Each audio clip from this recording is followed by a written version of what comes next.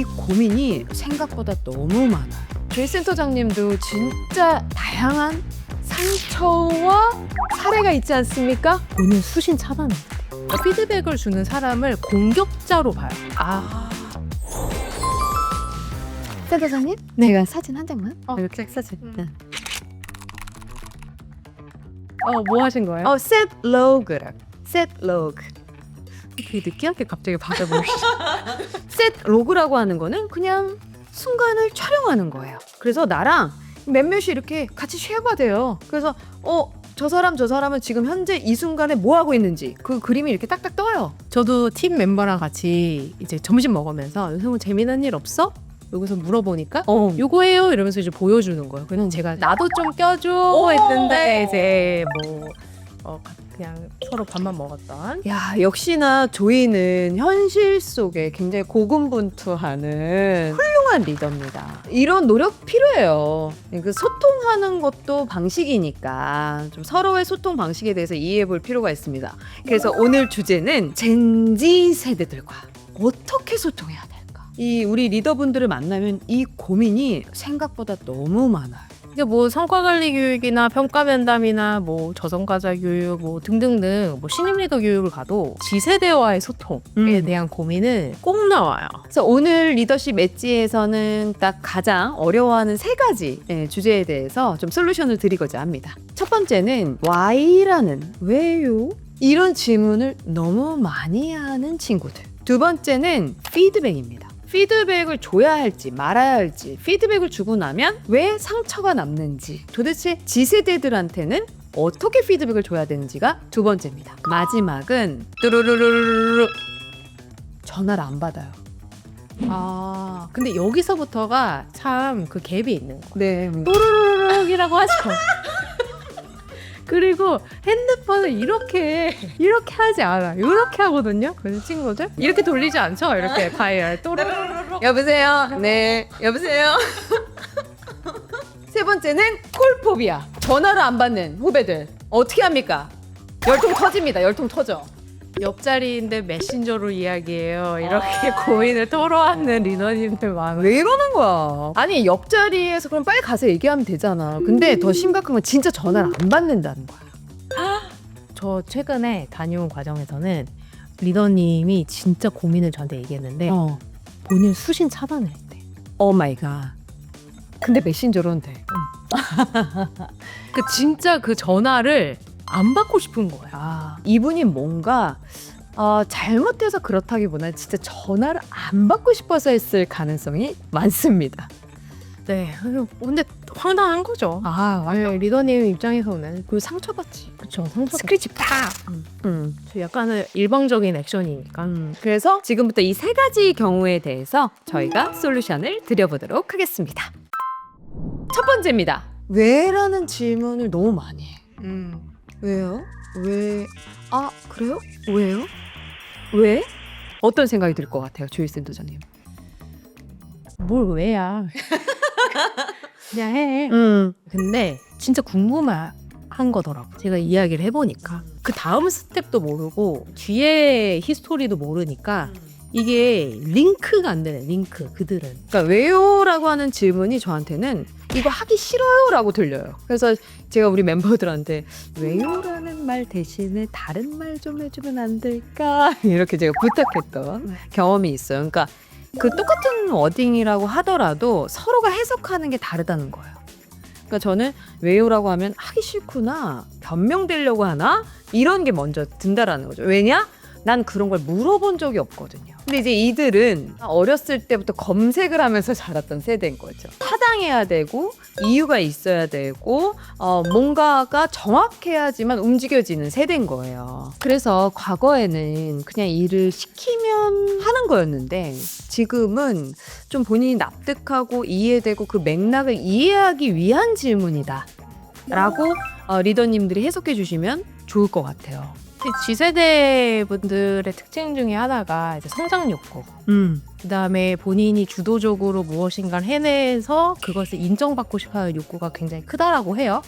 그러면 그 why를 물어보는 것도 본인이 이 주도적으로 무슨 길을 좀 만들고 그 다음 넥스트 스텝을 좀 알고 싶고 내가 어떻게 해야 되는지 또 뭘 탐색해야 되는지 이런 것들을 좀 전방위적으로 알고 싶어하는 오너십? 책임감의 차원에서 나오는 질문일 수도 있거든요. 이거 되게 다른 접근이다. 그러니까 오히려 그렇게 질문하는 친구들은 오너십이 있을 수 있다라는. 그래서 저 같은 경우는 이제 멤버들이랑 이야기를 할 때 Y에 대해 궁금증이 많은 친구들은 먼저 좀 생각을 물어보는 편이긴 해요. 네. 이제 저한테 들고 와서 이거를 이렇게 어쩌고저쩌고 이렇게 얘기하면 그대의 생각은 무엇인가? 그렇죠. 먼저 그 다음 넥스트 스텝은 뭔 것 같아? 이렇게 얘기하면서 대화를 의도적으로 하는 편이기는 합니다. 그래서 우리 Y에 대한 걸 많이 물어보는 Z세대 분들에게는 왜라고 하는 질문에 대해서 다르게 해석하지 말자. 그리고 내가 먼저 상대방에게 본인이 생각하는 이유에 대해서 물어보자. 그러면 이 Y에 대한 질문들이 좀 연결감 있는 대화가 될 것 같습니다. 자, 두 번째 이야기를 좀 해보도록 하겠습니다. 피드백. 너무 많습니다. 조이 센터장님도 진짜 다양한 상처와 사례가 있지 않습니까? 그냥 뭐 피드백에 대해서 이야기하면 날밤 샐 수 있어요. 자서전 나와도 돼. 그랬구나. 네. 그랬구나. 여러 가지 시행착오들이 많이 있어요. 그 중에서 하나만 좀 이렇게 풀어봐요. 하나만 우선은 피드백은 요새 친구들은 굉장히 프라이빗한 장소에서 받길 원해요. 업무 장면에서 그냥 오고 갈 수 있는 그런 업무 피드백인데 톤에 따라서 받아들이는 정도가 되게 다르더라고. 다른 사람들이 날 멍청이로 생각할 거야. 당신이 날 그렇게 만들었다. 뭐 약간 그러한 이제 의식이 좀 있더라고. 여러분, 포인트가 무엇이냐면요. 남들이 보는 자기 자신에 대한 생각이 되게 크다는 겁니다. 그러니까 다른 사람들이 나를 어떻게 생각할까에 대한 부분들이 너무 크다는 거예요. 여러분, 그러니까 SNS를 하는 거예요. 내가 어떻게 보여지고 싶고 내가 어떻게 사람들한테 인정받고 싶고 이 사람들은 굉장히 그 가치관이 중요한데 그걸 건드린다고 생각하는 거지. 저희가 이제 주니어 대상으로도 많은 뭐 셀프 리더십 과정이나 이런 것들 진행해보면 이제 피드백에 대해서 뭐가 가장 어려우세요? 설문들을 좀 받잖아요. 그러면 나는 한 번도 살면서 그런 말을 들어본 적이 없는데 와 나한테 그런 말을 한다. 그러니까 피드백을 주는 사람을 공격자로 봐요. 사실은 도와주는 사람이거든요. 그런데 그런 역할을 보지 않고 약간 공격자로 봐요. 여기서 중요한 포인트가 무엇이냐면 피드백에 대해서도 생각하는 게 다르다는 거예요. 그러니까 리더들은 이 피드백이라고 하는 건 정말 귀한 시간을 쪼개서 내가 당신을 위해서 주는 이런 조언이고 너가 원했잖아. 네가 피드백 받고 싶다며 이래서 줬는데 상대방은 와 내가 이런 말을 듣다니 난 살면서 이런 말을 들어본 적이 없어. 난 이 일과 안 맞나 봐. 다른 곳을 찾아가야 해. 이렇게 되는 거죠. 처음에 줘야 하는 건 뭐냐면 과정 속에서 어떤 피드백이 오고 갈 것이라는 거를 얘기를 해줘야 돼. 먼저 예고를 해줘야 돼. 그렇죠. 너를 부정하는 게 아니다. 그러니까 결과물과 자기를 동일시해요. 내 결과물을 나를 비난하는 것 같단 말이에요. 그게 아닌 거거든요. 그래서 피드백이라고 하는 것은 과정 속에서 일어나는 거고 당신을 위한 비난이 아니다 라는 것을 서로가 좀 이해하는 과정이 필요해요. 사실 이것도 케바케 케이스 바이 케이스이기 때문에 그렇죠. 예상치 못한 그런 반응들, 행동들이 보인다, 관찰됐다라고 하면 이야기를 많이 나눠보시는 게 필요합니다. 실제로 제가 다면평가에서 굉장히 높은 점수를 받으셨던 리더님들을 만나보면 이분들이 다 좋다 이런 리더가 아니에요. 소통의 기회가 많았던 리더들이에요. 그러니까 계속 얘기하고 대화하고 이런 걸 되게 자주 갖는다라는 것 자체가 이 갭을 줄일 수 있는 굉장히 중요한 환경이라는 거죠. 피드백에 대한 부분, 솔루션을 좀 정리해 볼까요? 우선 서로 피드백에 대한 개념이 다를 수 있습니다. G세대들은 인정을 받는 어떤 칭찬의 자리로 오해하실 수가 있어요. 개념에 대한 정립이 먼저 좀 필요하다라는 거라, 두 번째는 그런 피드백이 필요한 상황이라면 퀵하게 피드백의 시간들을 주시는 것이 중요합니다. 세 번째는 더 자세하게 가르쳐 주세요. 구체적으로. 너무 이렇게까지 해야 되냐라고 하실 수도 있는데 초반에는 좀 그런 노력들이 필요합니다. 자, 세 번째입니다. 콜포비아. 전화를 안 받아. 전화를 안 받아. 저도 콜포비아 있어요. 그래요? 오, 그래서 내 전화를 안 받았구나.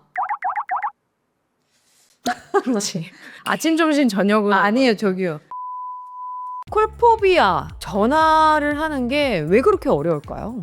전화를 하는 게 어렵다라는 것보다도 저는 대면 소통을 굉장히 어려워한다. 그러니까 저 물어봤어요. 그러니까 Z세대 분들에게 왜 전화 받는 게 어렵냐라고 물어봤는데 준비되지 않은 상태에서 내가 얘기를 해야 되니까 이게 두렵다는 거예요.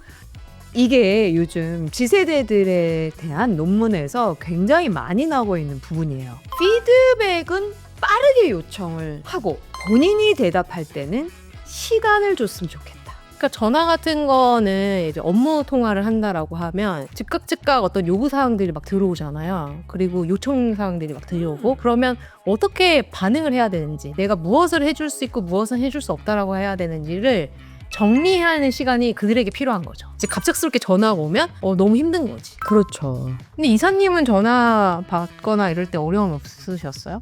응? 지금 뭐 하시는 거예요? 이것이 바로 젠지 스테어.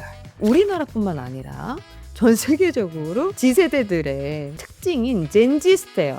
뭔가 갑작스러운 질문을 던졌을 때 눈을 말똥말똥 그 사람을 많이 쳐다보고 있다라는 이런 걸 이제 젠지 스테어라고 합니다. 많은 기성세대 리더분들이 뭐야 지금 나한테 뭐 하기 싫다는 거야?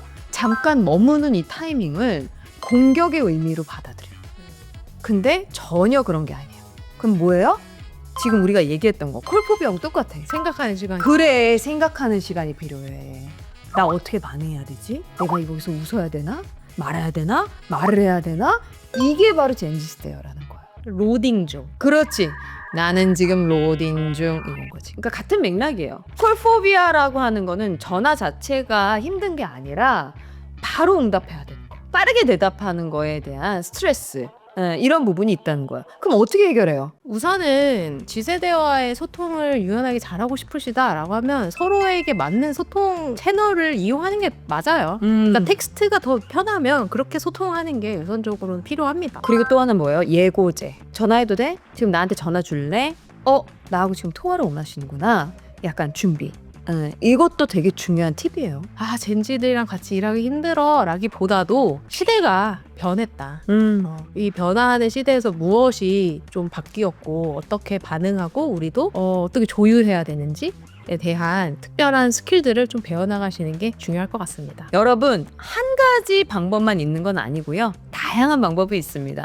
소통에도 여러 가지 방법이 있고 내가 할 수 있는 내가 강점인 부분들이 있어요. 그래서 너무 상처받지 마시고 이렇게 해보기도 할까 저렇게 해보시기도 할까 시도도 많이 해보시는 리더분들이 되셨으면 좋겠습니다. 오늘 리더십 엣지는 여기서 마무리해보도록 하겠습니다. 안녕.